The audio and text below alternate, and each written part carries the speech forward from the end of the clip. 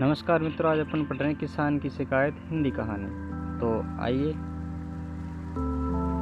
एक बार एक किसान हर कभी आने वाले आंधी तूफान, ओलावृष्टि, तेज धूप इत्यादि से परेशान हो गया, क्योंकि कभी कभी फसल ज़्यादा खराब हो जाती थी। इसलिए वह परेशान होकर ईश्वर से शिकायत करने लगा। किसान बोला, आप ईश्वर तो हैं, लेकिन फसल को कब क्या चाहिए इसकी जानकारी नहीं है। जिसकी ज़रूरत भी नहीं होती है वही भी देते रहते हैं। इसलिए आपसे मैं विनती करता हूँ कि आप मुझे एक मौका दीजिए, मेरे कहे अनुसार मौसम कीजिए, फिर हम सब किसान अन्न के भंडार भर देंगे। और आगे क्या कहा? ईश्वर मुस्कुराए और बोले, ठीक है, आज से तुम्हारे अनुसार मौसम रखूँगा। किसान खुश हो गया। किसान ने अगली फसल में गेहूं की बुवाई की। उसने जब चाहा तब धूप मिली, उसने जब चाहा पानी मिला। पानी की तो उसने बिल्कुल कमी नहीं आने दी। आंधी, बाढ़ और तेज धूप तो उसने आने ही नहीं दी। समय बीतने पर फसल बड़ी हुई। किसान भी बहुत खुश हुआ कि इस बार शानदार फसल दिख रही है।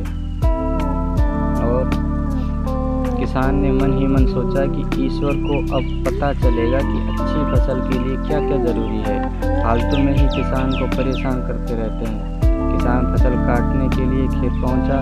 गेहूं के पौधे की बालियों को हाथ लगाया तो उसके पैरों तले ज़मीन खिसक गई। उसने देखा कि किसी भी पौधे की बालियों में एक भी दाना नहीं था।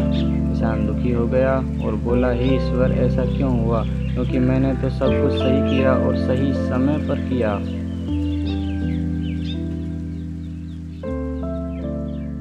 इस पर ईश्वर बोले, हे प्रिय किसान, ऐसा तो होना ही था, क्योंकि तुमने इन पौधों को बिल्कुल भी संघर्ष नहीं करने दिया।